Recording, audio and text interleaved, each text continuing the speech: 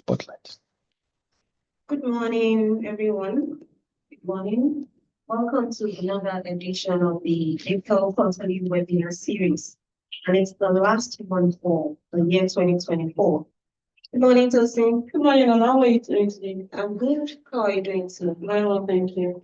All right, so for this webinar, we're looking at how to navigate the renewable policies in 2025. And while thinking about it, I recall when this current administration came into power last year, all the policies started churning out.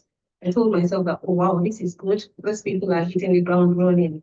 The removal of the fuel subsidy, the floating of the FX market, and all of that. And I was like, oh, this looks good. These people are going to work. But barely 18 months after, I remember someone saying the cost of living is about to kill the living. And what we hear now is tipping. I mean, home price is now by 1,000 naira. Last naira is 1,700 about. People are smiling. It's been a trying time for businesses and individuals and all. And I believe there's sort of disconnect between the fiscal side of things and monetary side of things. You can see inflation skyrocketing in petty levels. And the CBN governor, is increasing the NPR rates. And I can't even imagine being in the position of CBN. Mr. Jimmy here will be able to show more like on issues. Yes. Help us navigate into 2025. And I trust that we're going to have an insightful session. All right, so just before I introduce our facilitator for today, just very quickly introduce Apel to all of us. And also to say thank you for being on this journey with us. So we're Apel and we operate 5 licenses across our 3 companies. We have Apel Capital and Trust Limited, which houses the trusteeship business and fund management business. We have Apel Asset Limited, which houses the stockbroking business and corporate finance business. We have Apel Capital Registrars Limited, which houses our registrar and investor relations business. And so we assure you that we're here working to put smiles on your faces and protect your investments. In addition to what Lola just said, we would like to introduce our online trading app, which is called Apel Alpha. At the comfort of your homes, you can actually buy your favorite stocks and bonds on the Nigerian exchange. I would also like to introduce our app for our registrars, where you can actually view your shareholdings and your fund management position. Thank you, Tosin. Right, diving in today's discussion. Just before I bring on the facilities, there are a few housekeeping rules. Kindly mute your microphone. There's going to be a Q&A session after the presentation, and then we could please send our comments or questions, just post them in the chat room. We'll pick them up from there and discuss after the presentation. So to introduce our speaker is Mr. Jimmy Ogobine, FCA. Is the head of consulting at Bristol Consulting Limited. Jimmy is an associate director and the head of consulting at Bristol Consulting with about 20 years experience in areas of research, strategy, and consulting. He was also the former head of research at the parent company, Augusto & Co., Nigeria's foremost rating agency. Jimmy has led country risk macro engagements with banks across Africa, especially in Nigeria, Ghana, Zambia, and Rwanda. He has also led market engagements with non-bank financial institutions, seeking to expand outside Nigeria, particularly to Ghana and the East Africa region. Jimmy has also led fundraisers for banks, holding and commercial banks and other listed entities, seeking unique solutions for improved performance. Some of his clients include Access Bank and its holding company, IBTC Bank, MTN, Sumitomo Mitsui Banking Corporation, Europe Limited, Infra Credit, Julius Treasure PLC, Brain School, and ATI. Jimmy has helped develop a scenario planning framework used by banks, leading real sector companies for country risk planning, also doing business impact analysis. Prior to joining Augusto and Co in 2014, Jimmy worked with BGL PLC's Research and Strategy Unit, where he initiated coverage notes on banks, consumer goods, and the cement industry. He was also the coordinator of this big BGL index. Jimmy also worked with Consolidated Discount House, where he set up the Research and Corporate Development Unit and initiated the CDL research coverage notes on different macroeconomic subjects, such as fixed income, economic outlook, and sector reports. Jimmy is a graduate of accountancy and finance from the Yaba College of Technology and is the fellow of the Institute of Chartered Accountants of Nigeria.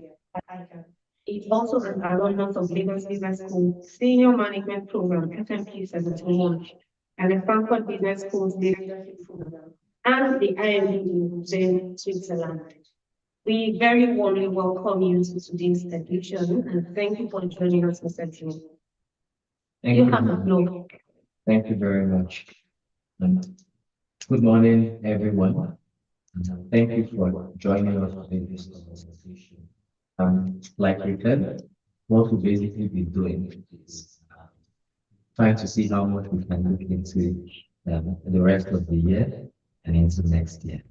So we have a few slides for you, something to do for 5 minutes, and afterwards we'll take a questions. Today we're going to be looking at the economy today and talking about 3 quick issues.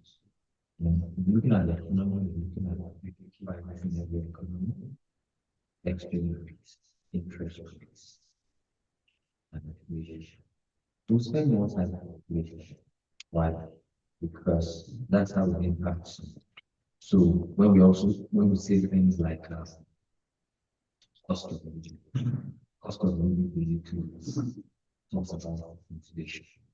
Okay, so that's what we're going to speak about. So just give me a moment, let me go to my slides and let's get going.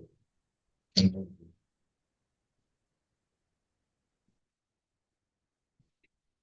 Slides.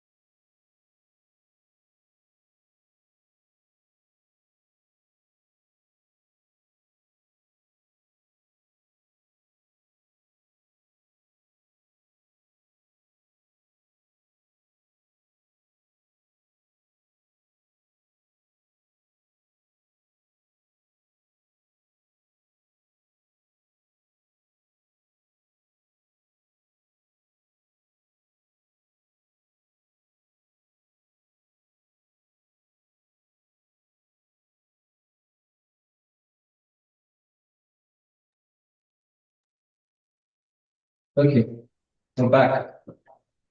So today we're going to be seeing preparing for 2025, and of course the rest of the we'll be looking at the risks, but more importantly, we'll be looking at the opportunities. The essence of looking at the risk is just to say how do we navigate it. Okay, so that's the essence of looking at the risk. But more importantly, as much as risk is down, there are also opportunities. So we need to be very clear about that. So 3 major issues: overview of the Nigerian economy, inflation and interest rates at some time, and then we'll talk about the implications for you. So when we say implications for the investors, we're talking about you. In other words, we're saying you should be an investor in a time like this. That's one way to be this. If you do nothing other than just being a spectator of the economic opportunity, be not just being a spectator, crying, complaining, be an activist, and tell you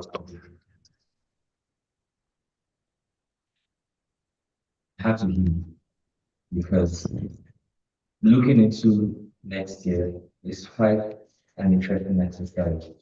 And it's interesting because no one knows tomorrow, nobody knows the future. So we like to look at the economy in those scenarios. Best case scenario is the best case scenario. Irrespective of the scenario, we need to understand that times will be tough, times are tough. Like I said, we talk enough about the tough times, but I think what we need to do as investors, and I've said to you that everyone is an investor, is to say to yourself that how how do you take opportunities in a time like this? So we're going to identify the key uncertainties and look at these uncertainties along scenarios. Look at these uncertainties along scenarios. The best case scenario, which is right close of about 4% of the whole, but the severe case scenario, which is 2% and below. What are the defining uncertainties? What are the issues that Nigerians should be worried about from an economic view? What are the issues? The first is what is called the ways and means borrowing. Let's break this down. What are the ways and means borrowing? It means that how much is the federal government of the country of Nigeria borrowing from the central bank of the country, which is the central bank of Nigeria. The central bank of every country should be a lender of last resort. Okay? A lender of last resort to the government. But what has happened, or what happened over the last 8 years, is that our central bank of the country somewhat transitioned from being a lender of last resort to becoming a lender of first resort to the federal government. So we saw the borrowings of the federal government from the central bank, which was around 300 billion in 2013, rise to 23 trillion in 2023. What does this mean for you as an investor? What does this mean for our country? First and foremost, so we look at this investor, which is you. So I repeat, every time I say investor, I'm talking to you. It doesn't matter whether you have an active investment portfolio or not, because at the end of the day, the plan is to ensure that by 2025, you're an active investor. And you'll see that irrespective of the cost of living, no matter how tight and tough things is for you, there's that opportunity for you to come and invest. So the ways and means borrowers are increasing from 300 billion in 2023 to 23 trillion by the end of 2013 to 23 trillion by the end of 2023. What it did is that it increased money supplies and also heightened inflation. So when you say cost of food is high, costs for so many things are leading, these were some of the hard foundations, pillar to 40 pillars in lead over the last 8 years that are affecting the country today and ultimately affecting you. The second is the health sector performance. Today, Nigeria is grossly underproducing in terms of its capacity for oil. We're doing an average of 1.3 million barrels to 1.4 million barrels a day. Our budget for 2024 has been hinged on somewhere close to 1.8 million barrels a day, which means that even on our own budget as a country, we are already in a deficit. On our own budgeted production, we're already in a deficit. How does that affect us as a country? And ultimately, how does that affect you? Nigeria's biggest export earner. In other words, where do we earn the foreign exchange that this country spends? Where does the bulk of that foreign exchange come from? It comes from crude oil sales. So when we lose 300,000 to 400,000 on our own budget annually on those sales, it means that FX supply to the country has diminished. That constraint has resulted in the valuation and the depreciation of our currency because we do not have enough foreign reserves. And the reason why we do not have enough foreign reserves is that we're underperforming, we're underproducing in terms of product. So that's how it affects us as a country, and that's how it also affects you as an investor. Because what affects the value of the naira on that issue that has already driven inflation. But we'll talk more about the inflation subject. I just want to begin to open the door to global energy dynamics only economic outlook. It means that how is the global oil market performing? And you will see in a few slides we share with you the open picture. In other words, the global economic players, the global oil players, especially in terms of supplies, they are trying to get prices that is actually. And one of the things they do, especially led by Saudi Arabia, OPEC countries, led by Saudi Arabia, the support from United workers. One of the things they do is they try to control supply, reduce their supply, cut down supply to stimulate areas. So that's another area that could potentially affect Nigeria. However, its capacity to affect Nigeria is quite minimal. Why? Because Nigeria is also not doing too well in terms of production. So that's a domestic issue. Our production level is a domestic issue. And in the next few slides, we're going to show you that irrespective of what the OPEC tells us, what OPEC tells us, OPEC says that every country can only produce a limit of a certain limit. Why? Because OPEC is trying to control supply so that they can stimulate prices. So the end goal is let's have a tray of prices instead of supply. But you will see that Nigeria is not being able to meet its perfect supply because of our own local production issues. So you've also got global economic outlook. How is the world economy going to grow?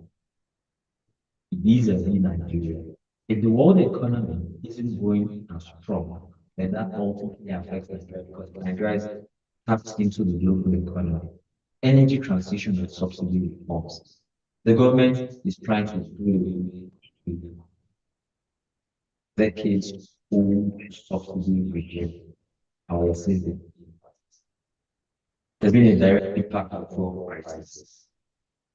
The cost of oil has increased materially over the last year and a half, 18 years. Now, what this means is that it affects transport prices. It affects everything tied to transportation. It has affected food prices. The movement of food from the farming belt to the markets across the country. That has affected all of these. So the result that based on the NGS is good. We see food inflation at some point rising 40%. On the other hand, the government is also saying we want to increase CNG adoption, especially in public transportation. Why? Because you've got fuel at around 1,000 naira per liter, and you've got CNG at around 200 naira its own unit. The government is trying to transition public transportation from fuel price, from fuel, petrol, PMS as we know it, to CNG. How successful will this be? That will be a defining moment of this country. If it's successful, then it helps. If it's unsuccessful, then Nigerians will have to live with this high fuel price scenario. All of these impacts, especially the impact of high prices, cost of living, could also lead to socio-political instability somewhat. So that for us is also a concern. Another concern as well is the insecurity around the food health of the country, the farming health of the country, the Benue states, the Niger, the Kebbi, Zamfara, Sokotos. If these states remain unsafe and insecurity in these countries, then that tends to affect the food security of the country. Why? Because Nigeria is one country that is fed by small household farms. So as long as this small household continue to suffer, then that ultimate impacts our food security. So there's a need to improve security to help with price. And then the government's fiscal performance. What do we mean? Revenues as the revenue of the government has gone, but at the same time, we're still running what is called a big fiscal deficit that could be close to 8 trillion at the end. Now, what's the What's the deficit? deficit? The deficit is When your revenues are below your spending. So think think about about it from a personal perspective. every Every time your spending is greater than your revenue, you tend to be worried. So that's what's also happening in the country. Our revenue, every time our revenue is well below our spending, revenues have materially increased, also increased spending. And LCY debt stock within local currency debt, that's also a point of worry for us. And the exchange rate management strategy. Under this government, we've seen that they've tried to float the naira and they've accepted the level of devaluation on the currency. So that devaluation then means that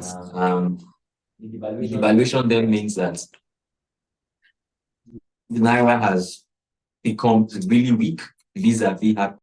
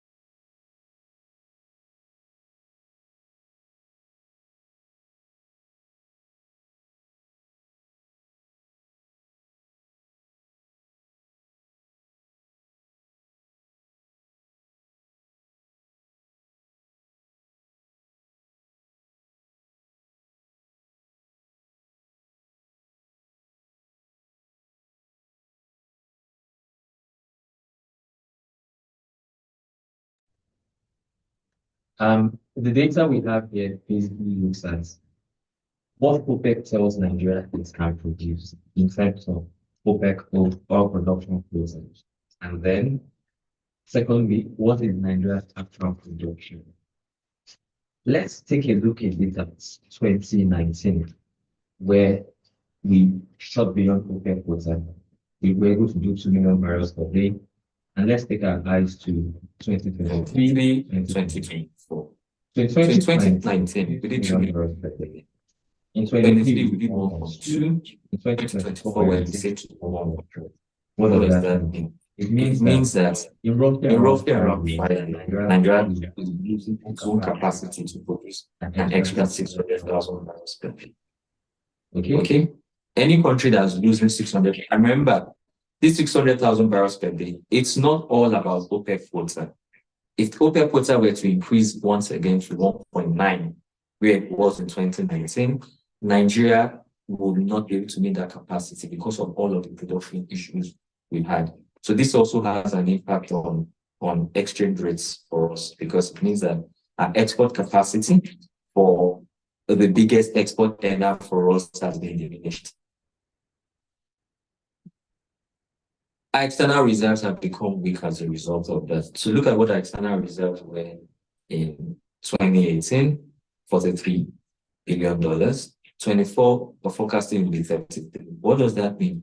It means that in 10 years, we've lost $10 billion in external reserves. Okay? So this is how we are where we are today. These numbers basically chart the map to how we got here. Then let's look at the finances of the central government. You can see that the government's revenue is increasing materially. What has impacted the government's revenue here? In 2022, the government earned around 4.5 trillion in revenues. In 2023, around 10. At the end of 2024, we're looking at about 19.5 trillion. Okay? So why has the government's revenue increased significantly, positively? It's increased significantly because of two major things. One is subsidy actions, and secondly, the devaluation actions. By shaving materially off the subsidy, the government has earned. And then secondly, by devaluing the currency, it means that for every dollar the government earns, it translates into more naira. However, what has happened is that our spending priorities do not match our revenue priorities. We've also increased spending. And what is the result of this? Like I explained earlier, what's a deficit? A deficit indicates that your spending is greater than your revenue. So you're spending more than you're earning. So this is the case as well for Nigeria, that even though like in the prior slide, we've shown you that revenues are increasing, but spending is also increasing materially. Let's bring this home now to you. What affects you the most listening to us on this call? What's going to affect you the most? Let me start with the personal inflation story. Something in the 80s. I loved when the Mercedes-Benz 190 was first released. In childlike folly, I said to myself, I love this Benz and I want to buy one as a kid. Childlike folly. So what did I do? I started to save. I saved in what was then known as the Kolo. Like just think of a Kolo like a piggy bank, a physical piggy bank. So I saved everything that was given to me, and I saved, and I saved, and I saved. I still do not have the Mercedes-Benz 190, okay? But let's bring this home. So picture if from the gifts of 5 naira, 10 naira, 20 naira I got then, there was no 50 naira notes. How much from 100 or 200 or 500 or 1,000 notes? It was just Nigeria had 50 colored notes then, 1 naira notes, 5 naira, 10 naira, 20 naira. And I saved every dime I got because I wanted to buy a Mercedes-Benz 90. So picture if my savings from the 80s accumulated to 1,000 naira and I kept that 1,000 naira, then I'm sure any little kid in the 80s who was able to save 50 kobo, 1 naira, 5 naira, 10 naira, 20 naira into 1,000 naira would have been somewhat celebrated as a smart kid. And let's assume that money rose to 1,000 naira. And then I kept that 1,000 naira till date. And then I come on this platform today and I say, look, I saved 1,000 naira from the 80s and I still have it with me. What has then happened is that that smart kid has more or less become a foolish adult. Why? Because 1,000 naira in the 80s that has been kept till date would have lost significantly to what is called inflation. What inflation does is that it erodes the value of money. That's what inflation does.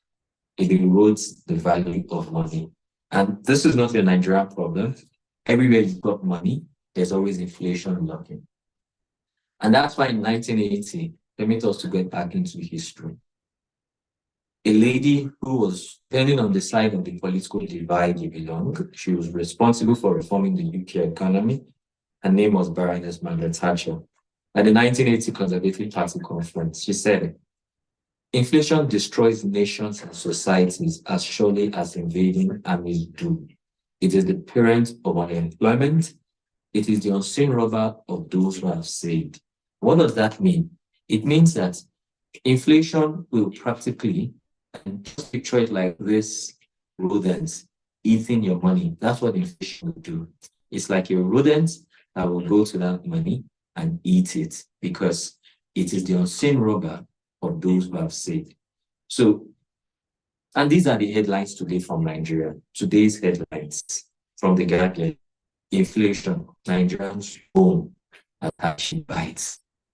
From the Daily Independent, food price hit rooftop despite declining headline inflation. From the Daily Times, how FG is tackling growing inflation by the finance minister. And from the Daily Trust, Nigerians grow as food prices rise. So from randomly selecting just 4 headlines to fit into this slide, you can see that the word grow appears twice from 2 different newspapers published on 2 different days. This is the reality today because, like we've explained, what inflation does is that inflation erodes the value of money. It eats up money, basically. What's Nigeria's inflation looking like today? This is the average data. You may agree or you may disagree. But what we tend to say to people is 27%, 30%, these numbers are high and scary. So let's not even get into the technicalities of the numbers. The numbers we have today are already scary enough. At the same time, what an investor says to himself or to herself is, inflation is going to erode the value of my money. So what do I try to do? I try to invest in a manner that I can earn better than inflation. So what has happened? We've used this as a benchmark rate, the interest rates, the 364-day benchmark rate average. So look at the averages and look at inflation. And then let's match these two together. In other words, let's compare how much my money will erode in value versus what I can earn on this same amount from investing with the safest borrower in this economy. And then when we match the two together, it's called real return. So is your real return positive or is your real return negative? So let's explain that. Real return is positive when what you've earned as an interest is greater than inflation. And real return is negative when what you've earned as an interest is lower than inflation. So on real interest rates, today you earn less. So even investing in treasury bills, you sort of earn less than what you gain. So let's bring this home then and ask, what's the implication for an investor then? What are the implications for you as an investor? First, there's erosion of investment value due to negative real returns. We've already explained that there's erosion of investment value due to negative real returns. So the erosion means that because you're earning less, like we've shown you here, you're earning less from your returns than inflation, it's eroding the value. There's also, on the other hand, there's also currency depreciation. The currency has depreciated from sometime last year, it was around 400, 420 for the official markets. On the parallel market, so somewhere around 750. What are the rates today? The official market, somewhere around 1,005, 1,550. And today, as we speak, the parallel market is down to 1,006, 1,700. So what does this indicate? It indicates that as an investor, there's an erosion of value. So that's the first thing we need to understand. Then secondly, we see that the equity market has bounced back, but typical of an equity market, there's a fluctuation in equity market performance. So investors are also saying to themselves, how do I navigate these volatilities in the equities market? And we've also demonstrated to you via these numbers that there's the negative real return on investor outlook. So what are investors, when you invest in fixed income securities and money markets, there's that potential that we need to recognize that there will be negative real returns. Okay? And then as well, the regulatory and policy uncertainty. And like we heard at the introduction, it was regulatory and policy issues that led to the removal of the fuel subsidy. Now we're seeing the drive for CNG. The big bet of the government is that will work. If that works, then that really ameliorates a lot of the things happening. If it doesn't work, then we have to live with this high fuel price regime. Okay? And then changes in investor behavior. We're seeing that investors are becoming more sophisticated. Sometimes it's positive sophistication, and sometimes it's also negative sophistication. Risk appetite, depending on your demographic, risk appetite is also becoming a bit fluid. So we're seeing investors who are open to high risk investments, and we're seeing investors who need to profile themselves better. What do I mean by investor profiling? What's your age? What's your investment outlook? What's your investment target? Why are you investing? Okay, vis-a-vis your risk appetite. So let me give you a practical example to explain this. If as an investor today, I'm saying to myself that I have a target. Let me just put up a simple target. I want to do my master's abroad, or I want to move apartments and get a new house. I'm going to say to myself that I want these goals to be planked in, framed on certainty. Definitely, I'm going to do my master's abroad. I want to get a new house. So my risk appetite there should reflect my investment objective, which is I probably wouldn't be going for a volatile investment, irrespective of my age or the demography, because of the goal I'm chasing. But at the other end, I'm saying to myself that, okay, I want to retire in 10 years. So I want to retire comfortably and I want a big retirement nest. So maybe I can pursue a bit of volatility this year or over at least next 5 years, because sometimes volatility, you could also have high growth. By volatility, I mean changes in the performance of the underlying assets. So how do you then hedge against inflation? In 3 simple steps. In 3 simple steps. First, let me just say this. Let's get this out of the way. Inflation is like rain. When the rain is falling and you're out, you get wet. You get wet in the rain. So today, our country is raining inflation. Whoever gets out is going to get wet. But you're not going to work in the rain unprotected and then say you will not get wet. So there's very little you can do about determining rainfall as an individual. It's also the same with inflation. There's very little you can do as an individual to say, oh, my country will not face inflation. Yes, are there things individuals can do? Yes, but very minute, for it to shift the needle. But what you can do in your own personal capacity, listening to on this platform, either as an individual, as a unit, as a group, corporate group, family group, is first things first, you can improve your financial knowledge. In times like these, you just have to improve your financial knowledge. And I'm not saying becoming a sophisticated financial analyst. You just have to know the basics. What's your investment house offering you? Engage, the basics. Work with credible investment managers only. In times like these, we're going to see a lot of, permit me to use the word, crazy financial schemes, Ponzi schemes and the rest of that, because there's hardship and everyone is trying to get by.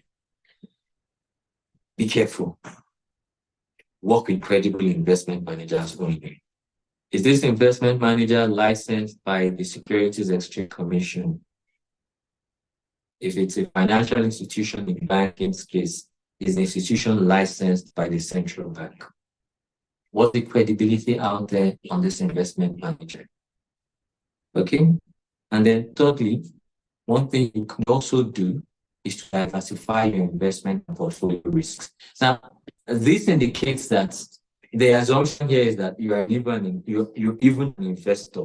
Okay. So I'll come back to the subject of diversification and portfolio risk. So let me even speak to that person out there who says that everyone is being called an investor on this program, but I'm not. I don't understand investments. I don't understand all of these financial subjects and financial topics. So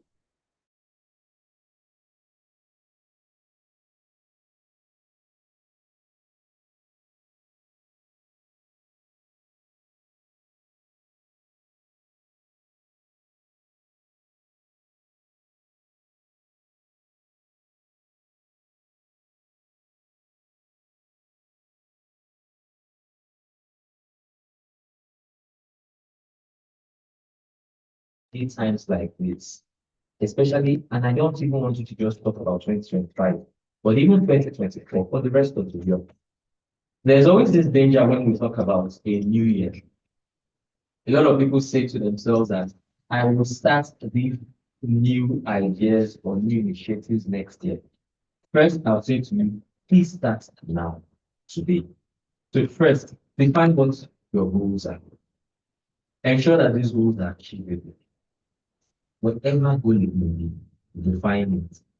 Secondly, in times like this, where there's a reality in terms of cost of living issues, you cannot be living without a budget. You must have a financial plan. You must have a budget. It doesn't have to be anything sophisticated. It just has to be simple and you must be able to communicate it to yourself and to your stakeholders, to family, spouse, and kids. This is the time when parents sit down with kids to explain the scenario of things. This is why we can't go on this holiday. This is why, as opposed to traveling for this holiday, we'll be traveling within the country for this holiday. There has to be broader communication with stakeholders. Secondly, like we've said, improve financial literacy. Attend programs like this within organizing people. Ask questions. Get a financial mentor, not the one that will take you into Ponzi schemes, the crazy Ponzi schemes. You know, a wise head who can walk you through and guide you through these things. Define your risk reward appetite. If you know you're the type who stay out late at night, thinking of that 10,000 naira you invested, or you're going to be calling your investment manager every single day to say, how is my 100,000 performing? It means that your risk reward appetite is different from the man who says, take this 1 million and doesn't make a call for the next 1 year. So what's your risk reward appetite? How much can you manage risk? How much do you like volatility? And like we said, volatility looks at private on the line asset valuation, line assets. Now is also a time to review your plan, your expenses, grow your income. What do you have to do? Investments you have to make in yourself, investments you have to make in the business, to grow income. Now is that time for thinking. So this season, it is one thing, just one thing I would say we all have to do in a period like this, to think. Okay? So cut your expenses. How do you, what's relevant, what's not relevant? Every expense line, what can you do about this? Is it carpooling? Everything you can do, okay, is an inexhaustible line.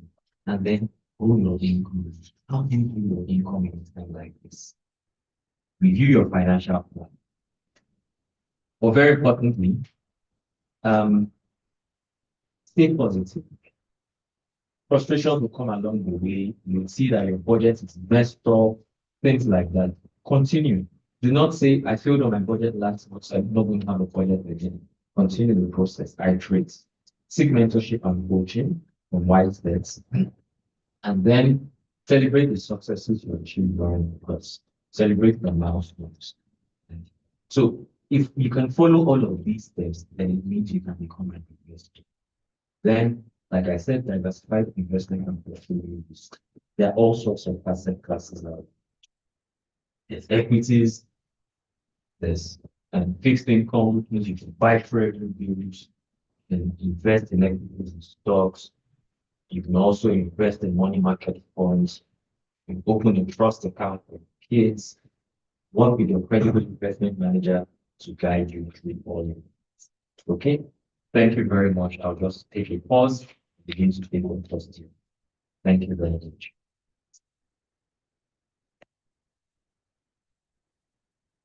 Thank you very much, Mr. Jimmy, for such an insightful presentation. So, what struck me the most is inflation is like rain, and when rain is falling and you get out, there's no how you want to get wet. And for me, I was thinking, when you want to step out when it's raining, it's either you go with an umbrella, sometimes you might have to wear a raincoat, sometimes you might have to wear a rain boots, depending on how the area is flooded. It got me thinking. So if I'm investing and I'm going to step out in this inflation climate, so I must be thinking, so if I don't want to get wet, maybe I should just put my money in treasury bills. If I don't want to get wet, should I just put my money in equities, or should I put my funds, in the bank somewhere safe? Because, like you said, inflation can't actually do anything. But in your own circle, just try, the best, to ensure that the funds or your investments are quite safe. And again, in this era, some people have become spectators. I don't want to lose my money, if let me just put my money under my bed, let me just do this. Don't be a spectator. There are different investment opportunities. At least it is better for you to get something, than not get anything at all.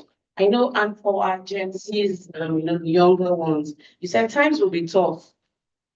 And times are tough, but you have to be resilient because in the news yesterday, you'd see, this person committed suicide, or that person committed suicide because the tenacity is not there, they're not being resilient. I know times that's like a cycle. We are always not going to be, in this era. So we should all try, not to speculate, not to spectate, and just do something and grow. So thank you, Mr. Jimmy, for the presentation. We'll go into, questions and answers. And one thing that was quite instructive for me, so it looks like this inflation has a rain, some rain that you cannot necessarily avoid. It is what you then do when you step into the rain that matters. And that's when your raincoat, your umbrella, or your boots come in. Oh, and that's where it can even comes in because you can come in as your umbrella to provide you with, The food clad, actually. Exactly. That's the rain. Thank you very much. So we go into the Q&A session. Well, Mr. Jim, I have a question for you. So is year 2025, is it going to be a year of soft landing, or do we need to, double our raincoats, double our umbrellas, going into year 2025? That's my own personal question, before I take the questions from the audience. Okay. So you're using moderator privilege to actually I didn't want this to be a very technical session based on the wide-ranging audience we have. One of the things, but let's even go into some of the things that have made 2024 sort of look like a sort of time. Inflation has risen. But what are some of those factors that have made inflation rise today? First, the government will reduce the amount of food subsidy. So we saw fuel prices in what last year, somewhere around 185. And today, 1,000. What does it mean to subsidize it? It means that The government pays the fraction of whatever the fuel prices would have been. So the fuel prices was supposed to be 500. Government says we pay 200. And then you, the consumer, at the point of purchase, you pay only 300. But back end, the government has made a payment of 200. This has had an implication for Nigeria. As a country, what we've basically done over the last 10 years, public, for instance, the biggest cost element in this entire problem started in 1999, subsidy. So it's affected the level of investment we can make on important things like education, important things like healthcare. Okay, education, healthcare, and so many other things. You saw that when the insecurity issues started, well, the back foot, because we hadn't invested in security as much as we needed to for years. So the government said, let's take away these wasteful subsidies that were going more to the rich as opposed to the poor. How many poor people have jobs at home? Okay, and how many poor people? If you're poor, how then can you have so many cars now riding on subsidized taxes? And then secondly, the government also said that hey, electricity tariffs. As a country, every child born in this country over the last 4-5 decades has experienced chronic blackout, such that the world cannot understand. Chronic blackouts. And what's been the foundation of this issue? As our population grew over the years, we underinvested in electricity infrastructure. And that's why every Nigerian understands what it means to say my transformer has blown. Every Nigerian understands it. In several parts of the world, people do not understand what we mean by transformers. They do not know where their transformers are. In this country, everyone knows where the transformer is in his own community, and everyone knows when that transformer has been. Why? because we're also underinvesting in electricity. So what this means, and why are we underinvesting? Because the tariffs that the electricity utility companies charge doesn't cover their costs.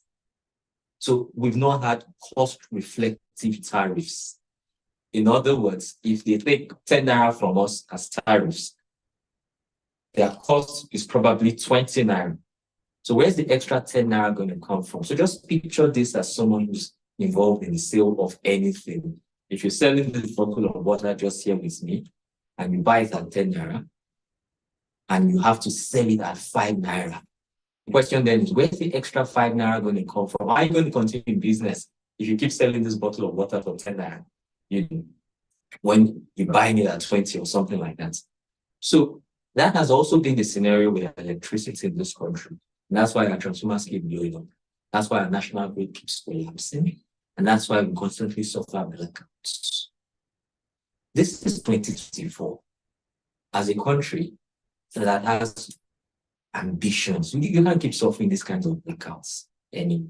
So at some point, we just need to address the fundamental issues, which is the issue of pricing. And that's what this government has also tried to achieve. Okay? Going into 2025, we need to understand something.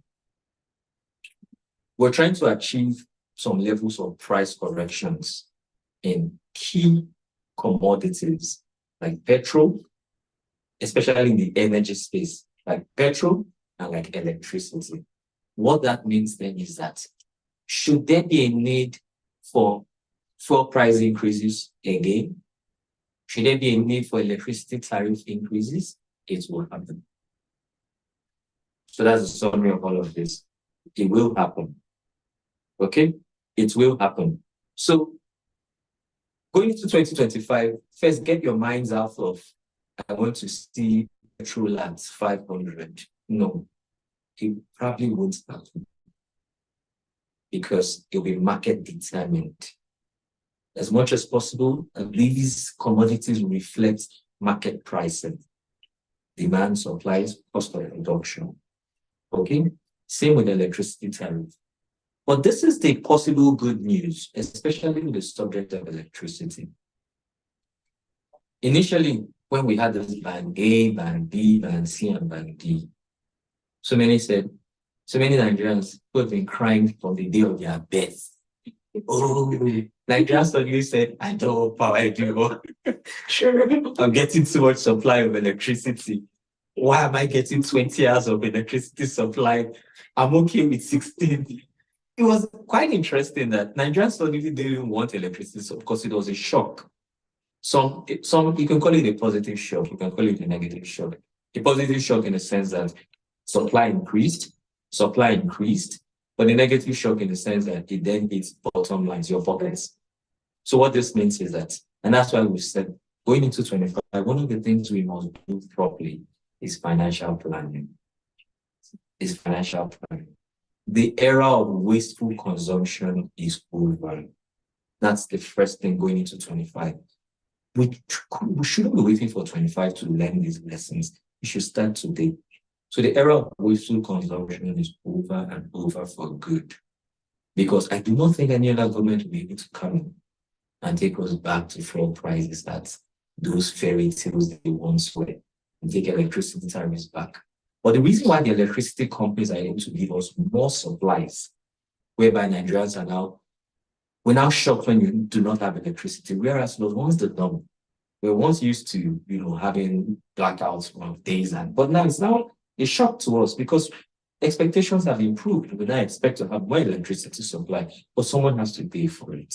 So that's the reality. And that's the reality of market economics, that someone always has to pay for whatever you get. There's, like you say in my hometown, there's nothing free, not even in free town.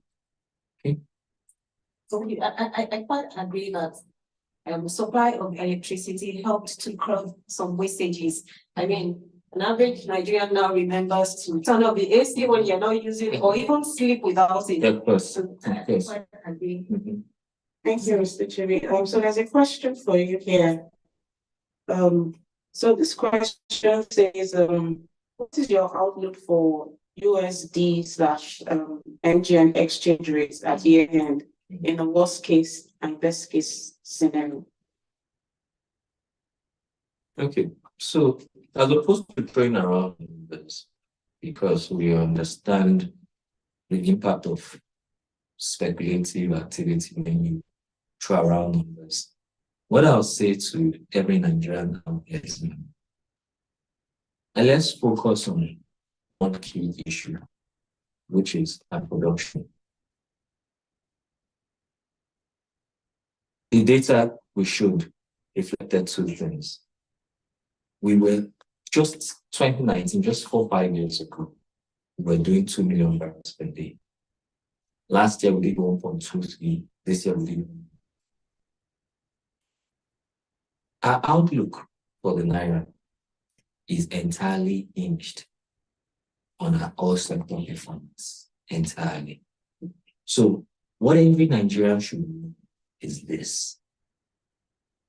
If production of crude oil does not improve, if it doesn't come to 1.6, 1.7, 1.8 million barrel levels per day, we will continue to see the Naira struggle at current levels of around 1.6, 1.7. Now, still refraining from dropping numbers because of the speculative impact of these numbers, what it then means is that should production remain around the 1.3, 1.4 million barrels, which is where they are today, the Naira will then remain around where it is today as well. Should production dip to 1.3, 1.2, the Naira would even depreciate even further. Okay? But should production increase to 1.5, 1.6 average, and we can sustain that for the better part of 25, then we can see the Naira stabilize at a stronger number. Maybe I'll drop the number for the positive side, 1.15, around 1.5 levels. Okay. 1.5 levels. What are you looking for? 1,000? Yes, I was thinking 1,000, 1,2. Yeah, 1,2.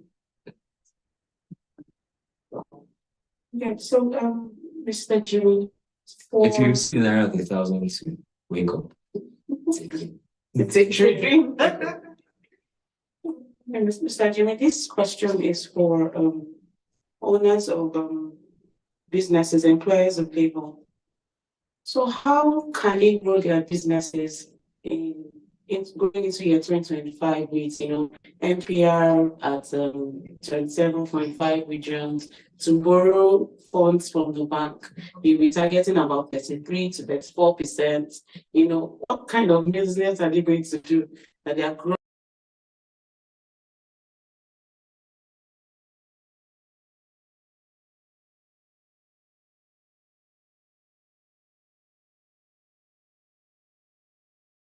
And just to because we are business plans too, right? So it's what has been running in my heart actually. You had said that going into 2025 we should cut costs and increase our revenue. You had also said that we should not expect the cost of power supply to go down. We should not expect fuel pump price to go down. Now, these two are key drivers of cost in any business. So automatically, they have a baseline for some of these costs. We do not expect them to go down. If anything, it would go up, right? We also have a cost of basic operational costs, staff salaries and all of that. And then you also have advised that in planning, we should look at how to increase our revenue and reduce the cost. So, these are somewhat contradictory for me. I'm thinking in my mind, I'm preparing my budget and I'm thinking, how do I bring down my cost, right? And how do I increase my revenue based on what you said? What will be the cost of fund? And the cost of fund also for I like the way you put it, that seemingly interesting contradictions. So let me even lay out the contradictions, okay? Let me lay out the contradictions and confuse you a bit more. So some costs will have to go up in these times, irrespective of what you do. Staff costs will have to go up. What does the cost of living crisis mean? It means that everyone is sort of struggling to live by. And when people are struggling, it then means that they have to break. So if I'm working an 8 to 5 with you and things like that, staff costs will have to grow for that business to remain competitive because you have to pay the staff more. The minimum wage has gone up. It will be implemented in the new budget to come in 25. When the new minimum wage goes up. So just think of the average person working, doing the most menial job, what the law indicates, what the practice, what sound employment practice should indicate is that even the most menial person doing the most menial, sorry, beg your pardon, I withdraw that. That was an error. Even the most menial job in that workforce has to adjust with, actual wages will go up. So it's like a contradiction to what we've said. So wages will go up. So some costs we cannot negotiate the way they will go up. For the organizations that do not reflect these wage increases, what's going to happen is that they become uncompetitive with talent. So they become like poaching grounds. So the businesses, because questioner was asked, the businesses have to note that they will then lose more hands. Okay. So what kind of costs can we adjust? Because we're speaking with a wide range of things, I'll just play a bit of a brain. What are those costs that we look at and we say to ourselves that what kinds of investments can I make to help? For instance, every time I look at the roofs in this country, our roofs are barren. What do I mean by barren roofs? Nigeria is a country of barren roofs, barren rooftops. For the amount of sunlight we get, it's a national shame on how little we generate from solar. It's a national shame. We should have a national conference on it. How will the Creator bless us with so much sunlight and we generate so little from it in electricity? It's a national shame. Okay? So you talked about the cost of electricity tariffs going up. They will go up. They will go up. If you want efficiencies in electricity supply, that's the consequence of that efficiency. That's what will drive that efficiency in electricity supply. We will not have the kinds of supplies we desire with the kind of tariffs we also desire. One will have to give way for the other. But so what businesses have to say to themselves is, if I'm significantly energy dependent, I then say to myself that maybe I have to make the right investments in sustainable energy. Not to save the environment, but to save my business at this point. Okay? And of course, it then leads to upsides for the environment. With dirty diesel and all of that. So first, we have to make the right investments that will help moderate our costs going forward. So don't see that initial outlay, for instance, and I'll just pick one subject because energy tariffs have come up. Don't pick that initial outlay you have to make as a cost. Look at it as an investment. The cost then becomes the savings that you enjoy following that investment. That has to be done. So in whatever type business you have, what kinds of investments do you do today that help you moderate costs going forward? That has to be the philosophy and mentality going into 25. Then, in terms of revenue growth, I have a lot of good news on that. And I'll share some personal stories with you. Nigerians in the diaspora, they join us, those of us at home, to lament, hey, what's happening in this country? See the Naira versus the dollar. See the Naira. Your voices are not that. Yeah, voices. But they have, every Nigerian in the diaspora has 2 WhatsApp groups. if there's an alumni group, for instance, right? Alumni groups are basically, there's one where that alumni is a secondary school or university or department. Everyone on that group is there. Then you tend to see that the alumni, sorry, the people in the diaspora have theirs separate. So the UK group will have theirs separate. The US group will have theirs separate. The Canadians. Then the Nigeria group represents the general that, this group that brought all of us together. So on the Nigeria group, everyone is crying about the exchange rate. On the diaspora groups, they are saying the naira is now 2,000, so the same money. So they come to the Nigeria group and cry with us. On the diaspora group, they go and say, send that money quickly. It's now 2,000. The naira hit 1,700 yesterday.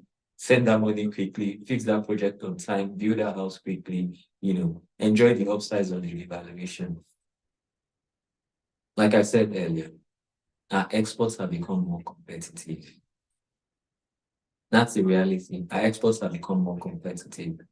So the reality today is that the Japa way has created a new market of consumers whom buying Nigeria, buying in Nigeria, buying anything Nigerian has suddenly become cheaper for them. So when we look at markets today, if you're a business out there, don't think of markets as just the local physical community you see. Think deep, think broader, think exports. And export need not be, how do I package my goods to take to the ports? And you say to yourself, I don't have this kind of capacity, it's beyond me. Export can just be reaching, showing, reflecting the value proposition of your goods or services to a segment of the market that doesn't have this kind of purchasing power problems that we have here, okay? Because it's cheaper for them to buy. And that's why you see a lot of Nigerians in the diaspora are plugged into the Nigerian economy, just buying and buying and buying. And when they buy, I was with a few in my home, clothes that tailors will ask for 20,000 naira to sew this. And everyone is screaming, how can I pay you 20,000? They say the same thing to an aunt in the UK, and she just doesn't pay 20,000. It's 20 pounds. She doesn't say that. She does, okay, that's fine. And everybody looks at her like, and saying 20,000. Because why? She's run the maths and I'm like, it's just 20 pounds. Sometimes it's just 10 pounds. Okay. So if it's at the time when the story happened, it was just 20 pounds. But today it's 2,000 naira to a pound, and the tailor is asking for 20,000. That's just 10 pounds for her. And she's like, okay. And then we'll sew more and sew more. So where's your market? Who's your market? How are you using social media to reach out to the markets? Because the market today is borderless.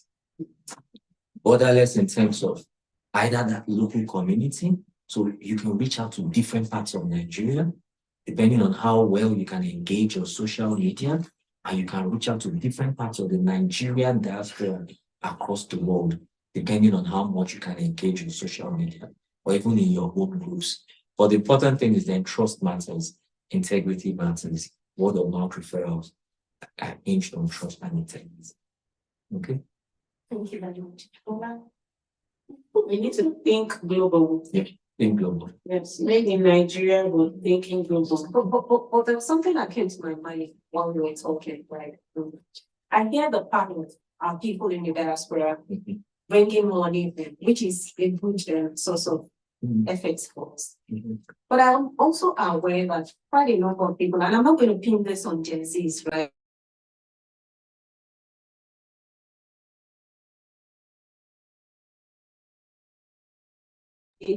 Positive, right?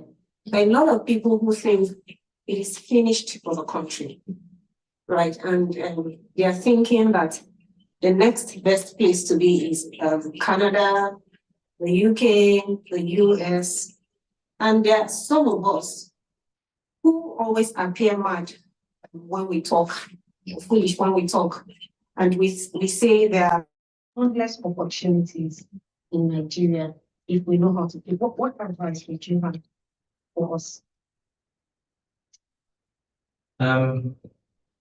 It's two things. One of Nigeria's major commodities today is Human capital. We have to recognize that. As a country, we provide subsidized tertiary education in English language. So, and that's very important in this conversation. Nigeria provides subsidized tertiary education in English language. So if you're my generation that most likely graduated from a university or a polytechnic or any higher institution owned by the state could be federal or subnational. That education was most likely subsidized and it was provided in English language. So what that means is that if you're a doctor that finished from a university in Nigeria, upon graduation, vis-a-vis your global peers, especially in the West, who've got significant amounts of student loans that they have to worry with a significant part of their lifetime, you don't have that worry. And the world has recognized that our human capital is one of our competitive edges, but we haven't recognized it. Where am I going? We shouldn't be lamenting about Japan at all as a country. We shouldn't. We should even Japan more, or we should Japan more strategically. Yes. So if you look at the maritime sector, for instance, in the world today, the maritime sector is largely manned by just one or two countries. My citizens are just one or two countries, largely manned globally. A lot of the militancy we've seen in Nigeria, those were human capital for the global maritime industry. So a lot of the people that stayed back at home, unproductive, untrained, were people that we should have trained for the global maritime industry. Because the countries producing the labor force for the global maritime industry, they do not have our workforce size. So in thinking global, we must appreciate the fact that our human capital is one of the things as a country we bring to the table. Now, whether you choose to Japan or not, you choose to stay in the country like you and I have chosen to, we must recognize the opportunities that these immigration trends bring and plug into those opportunities. So whether I'm immigrating or not, as long as my folks are immigrating, it's creating an opportunity for me domestically. And how am I able to plug into that opportunity and field that arises from Japan? Okay, that's one.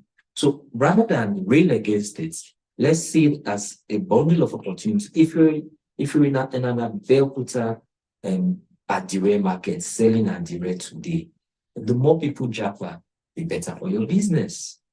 Because as opposed to people at home that will price this Adire, every time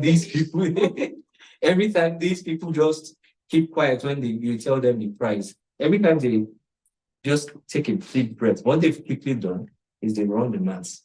And you say, oh, just $10, just $20 for the day.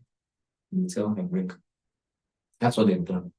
So, as a country, what we need to do is look at what the Indians have done with immigration.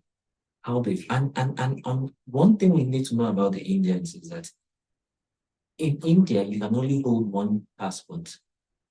India doesn't permit dual citizenship. You can only hold one. In Nigeria, if you don't have 10 passports, that's your personal problem. So we even have bigger opportunity fields than other countries that have done this well, like the Indians, the Philippines. We've got bigger opportunities because we are trained in English. We've got cheap education that trains you in English, okay?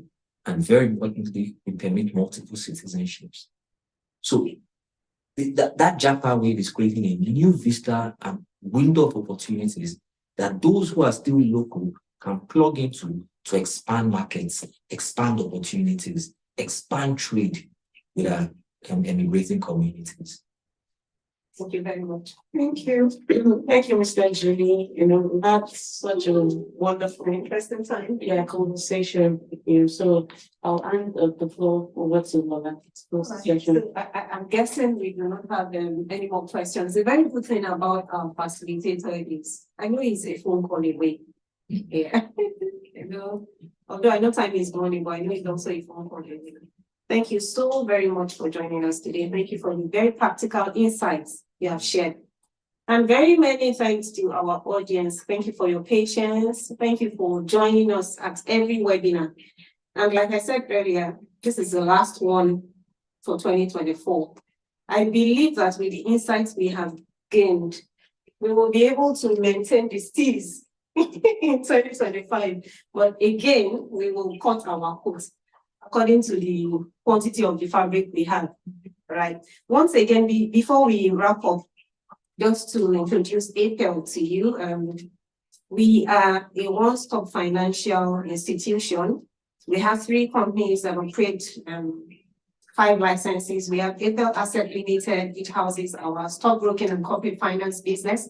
So you can buy and sell shares through us. We have, and you can raise capital using Apel Asset Limited.